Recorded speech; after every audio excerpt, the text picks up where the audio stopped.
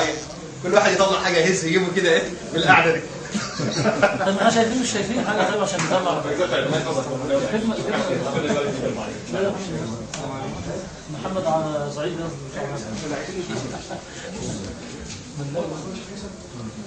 مش هيكون لو المرأة عنده تقصير في البيان والعلم. اي نعم، هذا هناك من يفصل. فنرجع الى هذا مثلا، اذا كان الانسان يستطيع ان يرفع الجهل لكنه لم يفهم.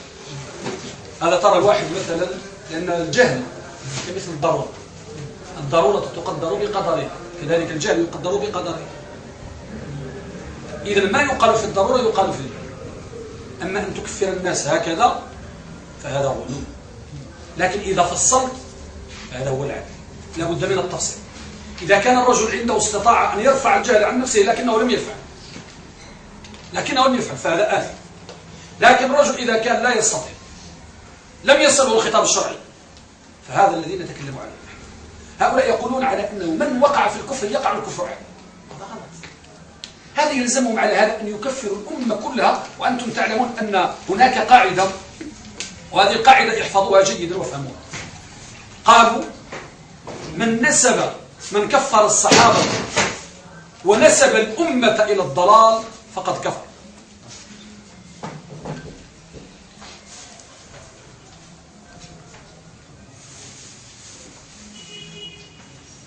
من نسب الأمة إلى الضلال وكفر الصحابة فهو كافر بالإجماع.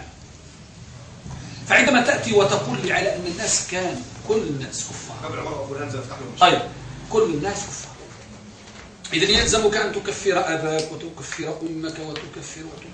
واحد جاءني قال هؤلاء كلهم كفار. طيب وأبوك؟ قال أبي هو كافر، لكن كيف هو كافر لكن؟ وسبحان الله الذي ينبغي أن نفهم عندما يقرر الإنسان العقيدة،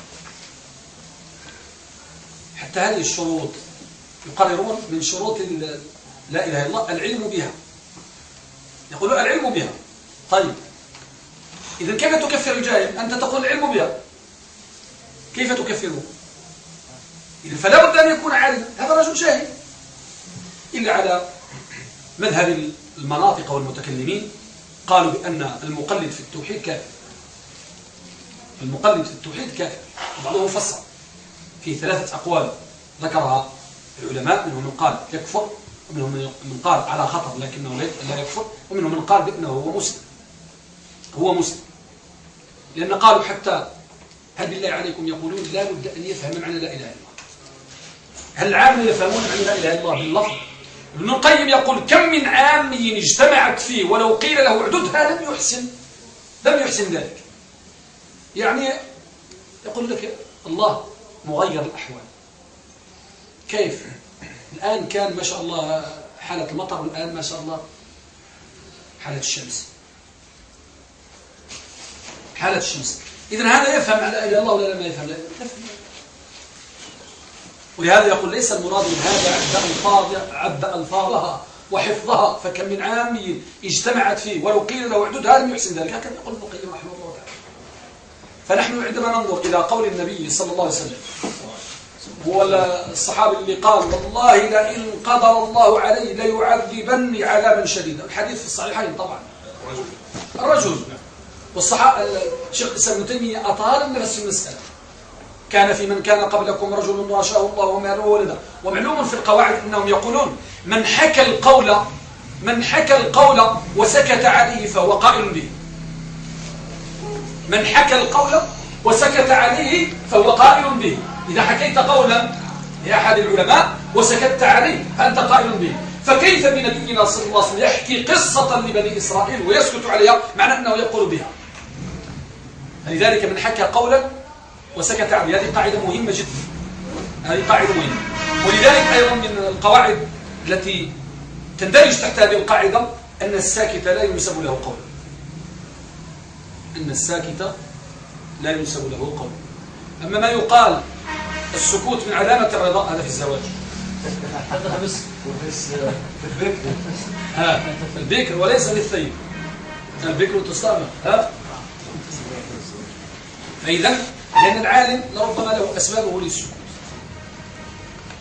عبد الله بن عمر أمام الحجاج يقول كلاما ويسكت، كلاما خطيرا ويسكت، فقال والله لولا أبنائي لقلت كذا وكذا. وكثير من الصحابة سكتوا على أشياء على مضض، ولا يعني أنهم يقولون بذلك. ولذلك العلماء قالوا إذا جلست مكانا وفيه منكر ولم تستطيع الخروج، لم تستطيع الخروج، قالوا اعتزل بقلبك، اعتزل بقلبك وإلا كنت كالراضي. فالنبي صلى الله عليه وسلم قال إن كان يؤمن بالله واليوم الآخر فلا يجلسن على مائدة يدار عليها الخمر. لكن الرجل لا يجد المكان أو ما وجد مكان، فهذا يقال له اعتزل بقلبك. قالوا يقال له اعتزل بقلبك. ولهذا هو آخر ماذا؟ آخر مراتب التغيير.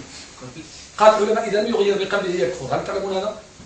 إذا لم يغير بلسانه لا يكفر، إذا لم يغير بيده لا يكفر، لكن إذا لم يغير بقلبه يكفر. كيف؟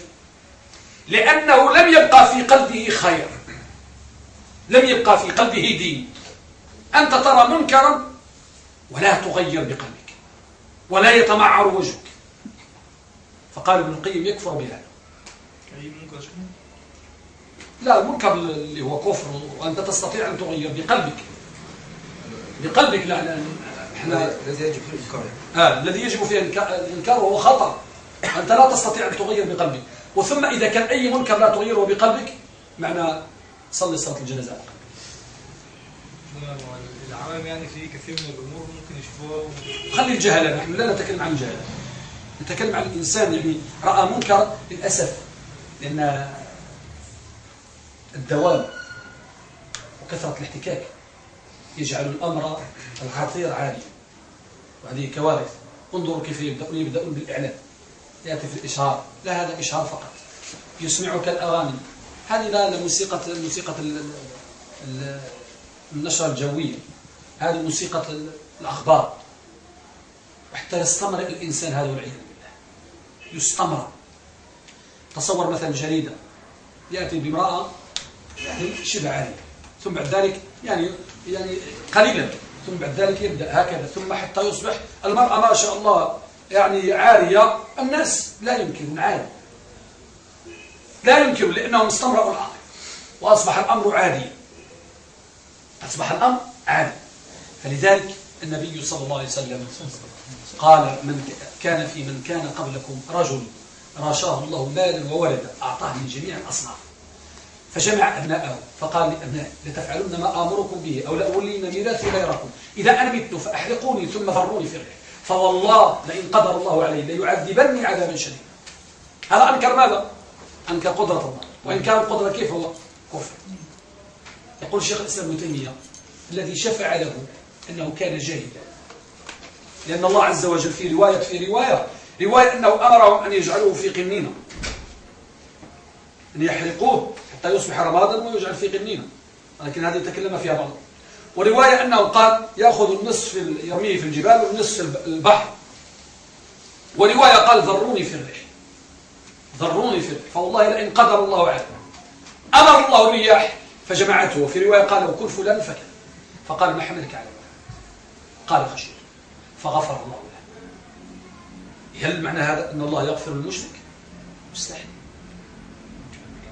إذا مستحيل. والبعض أراد أن يجعل مسوغا وتخريجا لهذا، قال لك لا، هذا في الأسماء والصفات، هذا في الأسماء والصفات، وهذا غلط،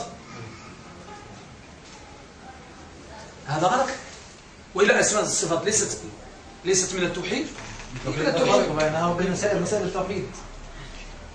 إذا معنى أنك لما تخصص هذا يحتاج إلى ماذا؟ يحتاج إلى دليل من التخصيص، يحتاج إلى دليل من التخصيص. فالأصل المنع إلا إذا ورد دليل التخصيص. يوم الخنش